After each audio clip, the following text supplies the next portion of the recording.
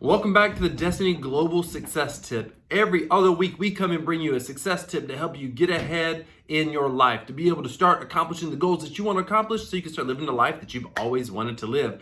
My name is Jackie O'Quinn, and I'm a trainer here with Destiny Global. And this week, for the success tip, I want to share with you one of the number one barriers that holds people back that we're not always aware of. And I'm going to help you start to break through that barrier tonight. There's a quote, and I love this quote. I say it all the time. My wife says it all the time. I teach my kids about this quote. And I think this really sums up more than anything else what is it that stops so many people from having the success that they desire.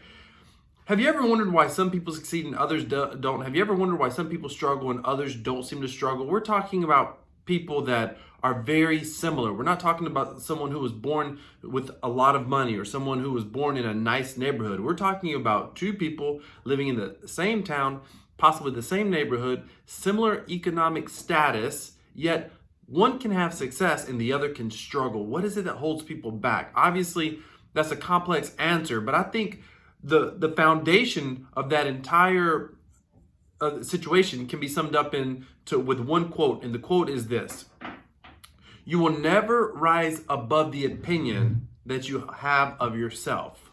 Think about that for a moment. You'll never rise above the opinion that you have of yourself. Why?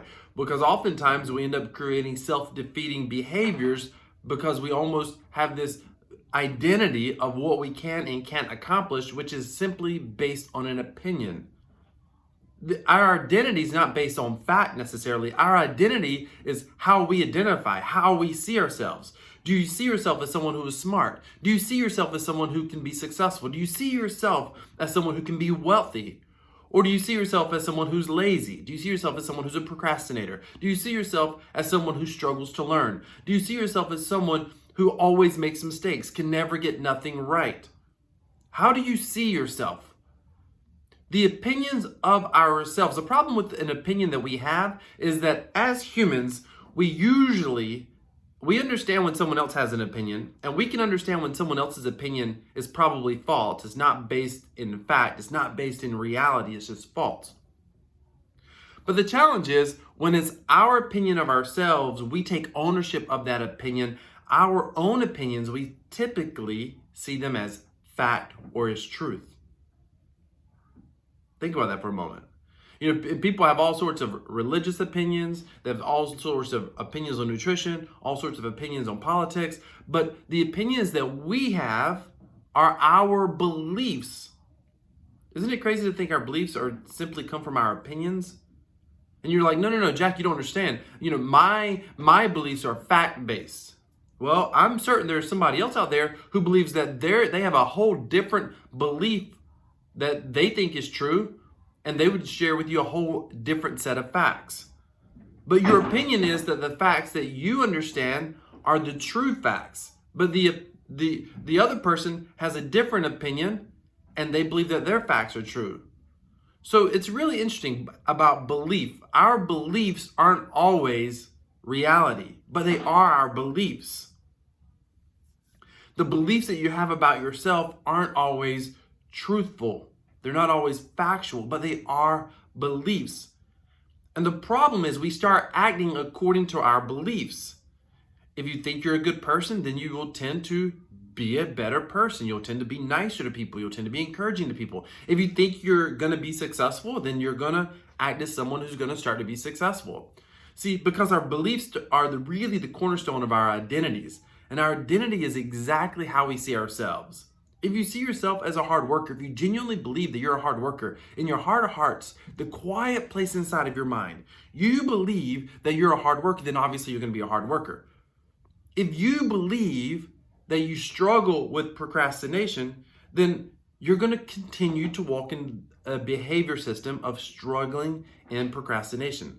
It's important for you to understand that your beliefs are not fact. They are just your beliefs about yourself. Specifically, that's what we're talking about. So when you look at yourself, you have to be honest and give yourself a self-assessment. Where do you see your weaknesses? Chances are you are far harder on yourself than anybody else is.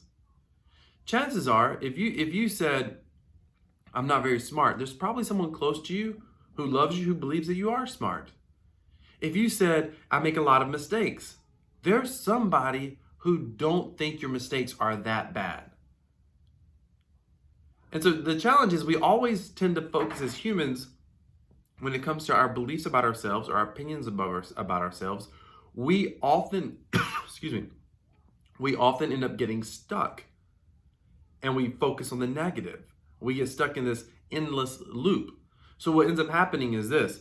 You think, I make mistakes. And then what happens is you make a mistake and you reinforce the fact, I knew it. I always make mistakes. And then the next time you make a mistake, it's like, why are you so bad? Why are you so dumb? You made another mistake. And there's this feedback loop that we can get stuck in as humans. Same thing. I procrastinate. I don't stay focused. I get easily distracted. The next time you get easily distracted, you're like, I just get easily distracted. I procrastinate. I struggle with procrastination. Listen, let me tell you something. If you're an average intelligent human, you can change your entire destiny. Your past will never dictate your future unless you allow it to continue to dictate your future. You don't have to live in a feedback loop of your past, and you have to first recognize that above all else. You have to recognize that the opinions that you have of yourself are just simply opinions, but they're not necessarily true. They're just opinions. But the problem is we have an experience in our past. Maybe, if you're like me, you have an abusive stepfather. And my stepdad was abusive. He was a perfectionist. Said I never did anything right. So I tend to think that I make a lot of mistakes. That was my natural belief about myself originally. I made a lot of mistakes. I couldn't do things right. And I could screw up anything. So I had to make a conscious decision. And I'll share a story with you here in a moment. But I had to make a conscious decision to change who I believed I was. And it's important. I want to give you one more example of how we know that your opinion about yourself is not based in facts. Your opinion just comes from past experience. And oftentimes it comes from past experience of previous failures. And oftentimes it's past experience of previous failures that somebody else highlighted that failure.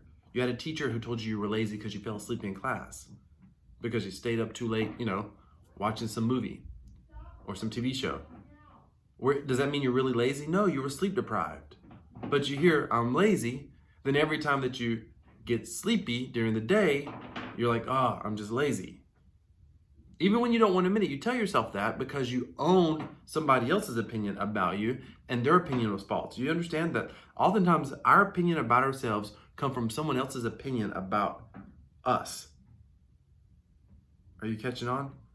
So if we know that their opinions aren't fact-based, and we understand that other people's opinions are just their opinions, then we understand that oftentimes our opinions about ourselves are formed based on someone else's reaction because of their opinions. Now we've got opinions on top of opinions, and none of it is reality.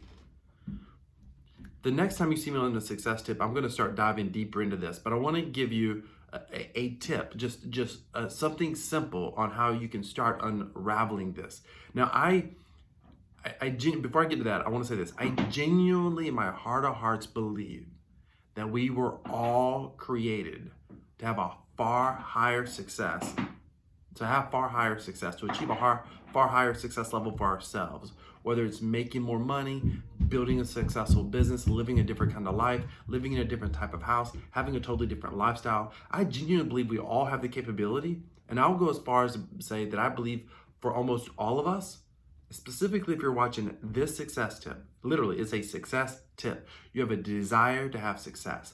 I genuinely believe that desire is not by accident. And I genuinely believe that on purpose, you were created to have success in your life. I'll cover that in my next success tip, but I want to give you kind of a strategy, and I'll wrap it up with a personal story about myself. And this is a simple strategy, and I'll give you some, in another success tip, I'll give you some more strategies. And in fact, if you go to the next first steps to success coming up, we have an event coming up January 27th, 28th, and 29th in Texas. If you go ahead and get registered for that event, there's going to be 2 sections where we cover this topic in a couple of different ways. And we're going to go knee deep into it, if you will. We're just going to really get down and dirty and really help you change some of these beliefs. But I want to give you something that when it comes to a success tip, I want to give you a nugget that you can start applying right away this week. And that is very simple. Two things. First, catch yourself when you have an opinion, when you're having a self-defeating thought or a limiting belief, like you can't learn, it's not possible, something's too hard.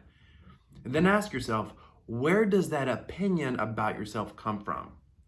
I just want you to recognize that it's something from your past somewhere.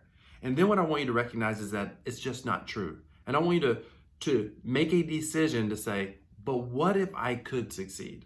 What if it wasn't hard? What if you think about a business idea and you're like, I'm never going to learn this. You got some social media. You're like, I want to grow my YouTube channel. I want to grow my Instagram account. I want to grow my TikTok account, whatever you want to do. And you're like, I really want to do it, but it's too hard. I don't know how. You put up a few pieces of content on whatever social media platform and it doesn't seem to work. And you're like, it's too hard. I'm never going to learn this, or it's too competitive. Listen, there's nothing that you can't learn if you have just average intelligence. And sometimes I've oftentimes thought I had lower than average intelligence. And that was an opinion I had about myself for a really long time. And I actually had some help overcoming that belief. And I'll share that with you in another success tip. But I want you to understand that I want you to change your mindset and say, but what if this opinion is false? What would I do differently? How would I act differently? In other words, what I'm telling you to do is take your thoughts captive. You're going to have self-defeating thoughts, but remind yourself it's just an opinion. Do I know where that opinion first came from? Because if you can find out where it first came from, the first time I thought this way, the first time I felt this way, probably somewhere back in your teenage years or your childhood or maybe your toddler years, who knows? When did I first have this opinion about myself? When did I first start to believe this about myself? And recognize it was probably based on someone else's opinion about you, and it's not even the truth. And then you say, even if you believe it's the truth, you say, but what if it wasn't true? What if I really can learn? What if I'm smart? What if learning how to build a social media brand wasn't hard? What if growing my business wasn't hard and I could do it? What would that look like? What would I start doing? How would I start acting? In other words, start walking in the reality of who you want to become. Start walking the reality of who you want to become. Okay, I'll wrap up with a short story for you. This is something that really happened in my life, even before I was an entrepreneur. I first attended my very first Steps Success event, the same event that's coming up January 27th, 28th, and 29th in Texas I was telling you about. I attended that event myself in 2005. I became an entrepreneur the year before that, and I was struggling. I literally learned some skills from First Steps Success. I can trace it down to the very skills that gave me my breakthrough at my very first event. Coming out of that first event, I had started a part-time business and I wasn't succeeding. Coming out of that event, I literally generated like over $3,000, $4,000 within like 72 hours because of literally something I got out of that First Step Success event. Could you imagine a few $100s for an event ticket, attending a conference, coming out and basically 10xing my investment just coming out of the event because of something that I learned in less than 5 minutes. In less than 5 minutes. One day I'll share that with you. But before I even became an entrepreneur, I was in college and I was struggling. And when I was in college, I actually flunked out of college. I told you earlier that I didn't think I was that smart. Part of the reason I didn't think that I was that smart is because before I became an entrepreneur, I was a registered nurse. I got a 2-year degree in nursing, but it took me 5 years. I flunked out of nursing school twice. I actually got kicked out of one school and had to go to a third school. But something incredible happened. When I went to go to that third school, you see, when I flunked out of school once, community college, I flunked out, and when I reapplied, all the same instructors were there, all the same students were there, they were just in the second year, and I had a reputation of being a weak student. Academically weak, I was weak in my clinicals, and I knew that I had this reputation, and I was trying to push against this reputation because I just wanted to do better. Ended up failing out again. And so I had to reapply. That school had a 2 admissions policy. I had to reapply at another school called Wilson Tech in Wilson, North Carolina. I went to Wilson Tech and I had to take all these exams. I had to take their first semester exam, their second. I had to take the college placement test to get in first. Then I had to take a fundamentals class. I had to take, I think, a biology exam, not a class, an exam.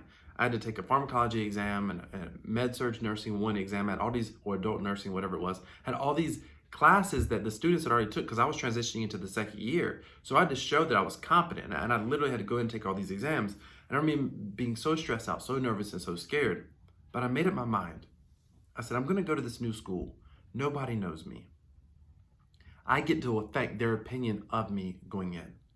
I'm going to go in and I'm going to have to work hard. Because remember, I genuinely believed I wasn't smart.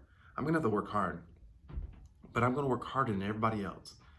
And I'm going to prove that I'm a strong student. I'm going to be strong academically. I'm going to be strong in clinicals. And that's exactly what I did. I went in and took every exam. Bam, bam, bam, bam, bam. I remember I struggled on my last exam because I got like a 89 or 84 or whatever, 83, 86, whatever it was. It was just a couple points from the minimum because you had to have at least a C on the exam. And I just barely got a C on that very last exam, which had been the hardest one. And I remember apologizing to the instructor, and I said, I'm really sorry, I was really wanting to do better on this exam. And she said, it's okay. There are students who have sat through this entire class, and this content is fresh, and they're gonna fail this year. She said, this wasn't fresh content for you. You did good. And I remember hearing her say, you did good. Now, mind you, it was borderline. I was 2 points away. And I chose to believe about myself in that moment. Yeah, you did good. You didn't struggle like some of these other students are gonna struggle. You can do this. And I started looking for confirmation. Every test I had, I was struggling like crazy to study for it, meaning I was studying every moment I could. I would take the test. And whatever grade I got on the test, I would say, it's not a D. Hopefully it wasn't a C. And I would say, it's a B, you did good. It's an A, you did good.